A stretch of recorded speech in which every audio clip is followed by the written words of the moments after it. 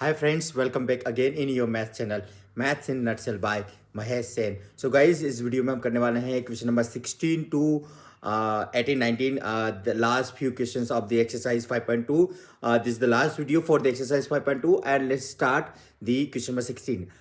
Determine the AP. So you have to again find out the AP whose third term is 16. Okay, so एक ऐसी AP निकाला जिसका third term 16 है and seven term again the condition is there that the seventh term of the seventh term exceeds the fifth term by 12. तो हमने last time इस type की video करा है और उसमें भी क्वेश्चन में हमने ये बताया था कि जो ये टर्म इससे इतना ज़्यादा है तो वो टर्म अपने मान लिया है, ठीक है. तो now you have I mean no maths fear guys because now we will very habitual with this methodology and this AP. Okay, so let's start the solution of this question number 16 and इसमें हमें AP निकालना है. It means आपको ए और D की जरूरत होती है. याद रखना, जब भी आपको एपी निकालना है, कई बार हम ये चीजें कर चुके हैं, तो इस बार भी आपको ए और D in keep in mind कि ए और डी निकालना है कहीं ना कहीं गिवन कंडीशन से. ठीक है, तो let's start with the answer and solution that AP निकालने के लिए क्या गिवन है. Third term is 16. Okay, just keep in mind the third term is 16 and seventh term is exceed by the 12 with the fifth term. Okay, तो third term 16 दिया है, ये given है इसलिए मैं यहाँ लिख देता हूँ.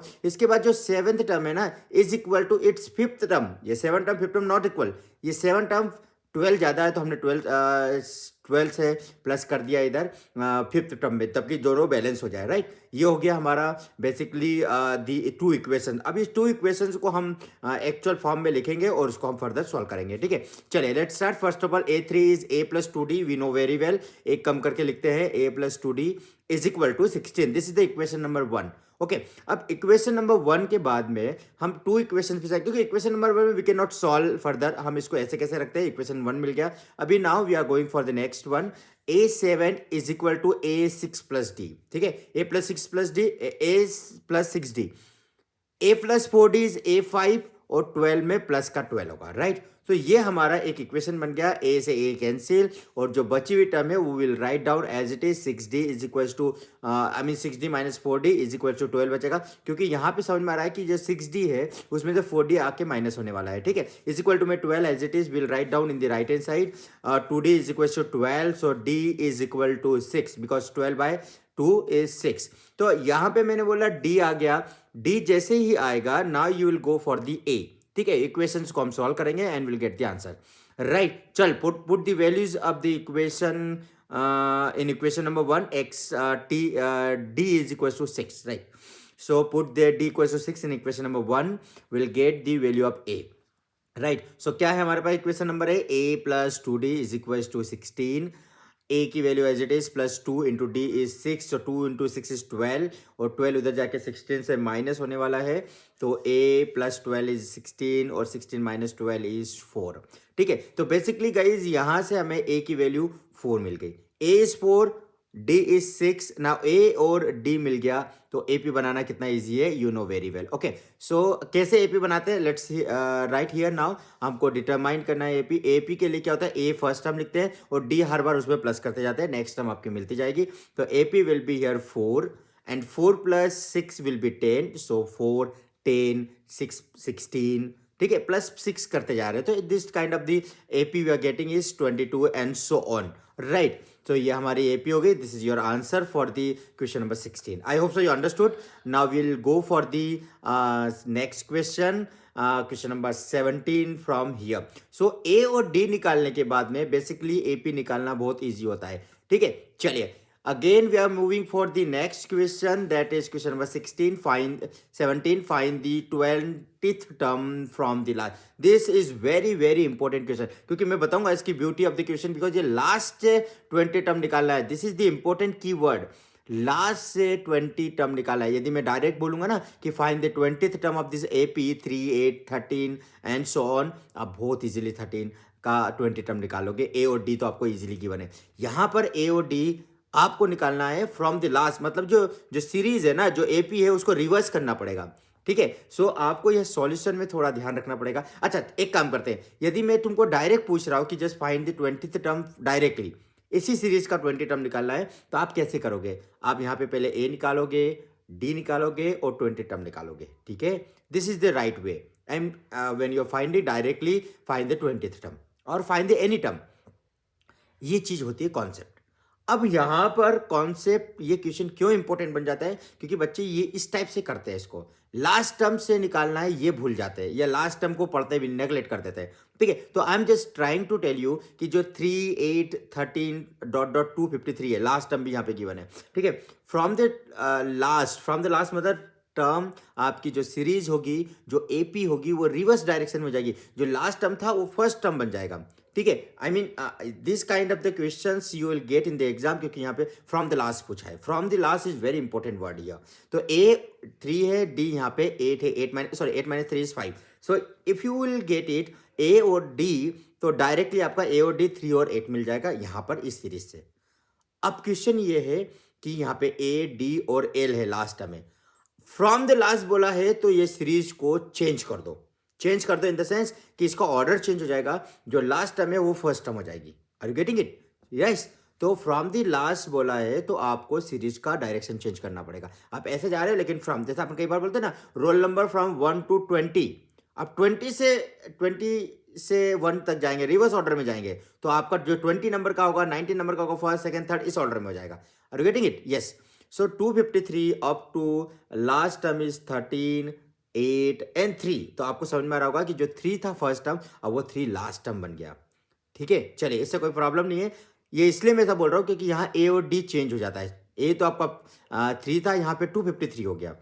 डी में क्या प्रॉब्लम आती है, डी में हम जनरली लास्ट में से प्रीवियस टर्म माइनस करते हैं, तो 8 में से 13 माइनस करूंगा। बेसिकली मैं आपको ये भी बता सकता हूँ कि जो लास्ट टर्म हो जाती है वो फर्स्ट टर्म हो जाती है, और डी माइनस साइन हो जाता है। जो भी साइन होगा उसका साइन चेंज हो जाएगा डी का, पर वहाँ कन्फ्यूजन हो जाएगा। तो आप इसकी सीरीज को एक बार पलटा के लिख दो कि 253 अप टू 13, 8 और 3। यहाँ से ए मिल गया, डी मिल गया। अब ए और D is find the 20th term. This is very simple, क्योंकि 20 टर्म में क्या है, किसकी जरूरत है, वो ए प्लस 19 डी, और ए प्लस 19 मतलब ए और डी की जरूरत होगी, ए एन प्लस 19 डी। तो ए प्लस 19 डी आप यहाँ पे बहुत इजी हो जाएगा। बट ये क्यों इंपॉर्टेंट हो जाता है 2 मार्क्स में, बिकॉज यहाँ पर फ्रॉम द लास्ट बोला जाता है, तो ये थोड़ा सा कॉम्प्लिकेटेड हो जाता है, राइट। तो चलो, यहाँ तो मुझे लगता है बहुत ईजी हो जाएगा आपके लिए। A plus 19 D and just get the values from putting the 253 plus 19 into -5, because D is -5 here. 253 as it is, minus 19 5 95, and when you're subtracting 253 minus 95, so it will become your 158. This is the 20th term from the last. अब यदि direct सीधे सीधे आप 20th term निकालोगे ना, तो ये 253 नहीं आएगा, कुछ और आएगा, पर लास्ट से 250 20th टर्म 158 आएगा। आई होप सो यू अंडरस्टूड। तो करना क्या है इस क्वेश्चन में, सेफ सीरीज का ऑर्डर चेंज करना है और वहां से ए और डी निकालना है, ठीक है। और ए और डी निकल जाएगा तो आपको 20 term, 15 term, 18 term, any term ही is asking, you can write it down very easily. पर ध्यान क्या रखना है, फ्रॉम द लास्ट मतलब सीरीज का ऑर्डर चेंज करना है, राइट। चलिए, one more question I have, because 19 onwards यहाँ पे वर्ड प्रॉब्लम है, will get in the next video. So this is the 18th question for today's class. The sum of the 4th and 8th term of the AP is 24 and the sum of the 6th and 10th term is 44, right guys। तो यहाँ पर दो चीजें मिल रही है, एक तो 4 और 8 टर्म गिवन है, उनका सम, ठीक है, and 24 is sum, okay, and 16 और 10 का सम 44 है। फाइंड द फर्स्ट 3 टर्म्स, मतलब बेसिकली एपी बनाना है। First 3 terms, what do you mean by the first 3 terms, मतलब आपको कहीं ना कहीं एपी बनाना है, ए और डी निकालना है, keep in mind this, okay. So according to condition हमें एपी बनाना है। एपी बनाने के लिए क्या चीज़ें गिवन है उसको यूज करेंगे and will get the answers, ठीक है। सिंपल चीज़ें, अभी हमने lot of questions we have done. This is the 5.2 exercise. तो बेसिकली यहाँ पे हमने इतने सम कर लिए कि now you are very habitual.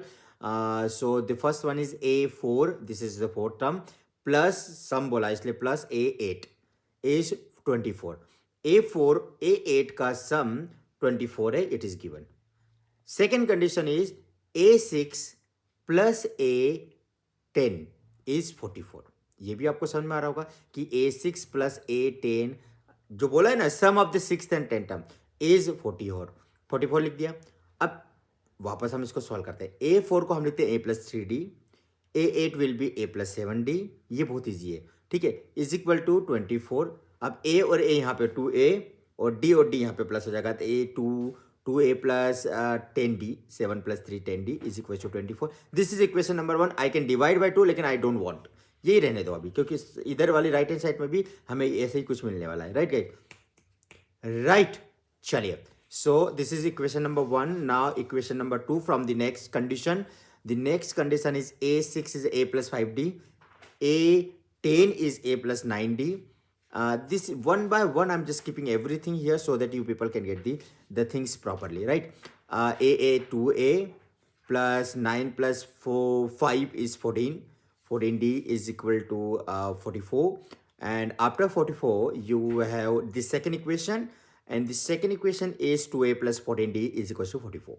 Now what you will do, guys, you have to just solve by the elimination method, and that elimination method you know very well, because the linear equation two variables, this chapter we already done in the equation in the term 1. So equation 2 minus 1 we can do here, because 2 थोड़ा सा मुझे बड़ा दिख रहा है, 44 और 14 आ रहा है, तो I will write it 2a plus 14d is equals to 44. When you will subtract 1 from the second, so you will get, you have to change the sign here.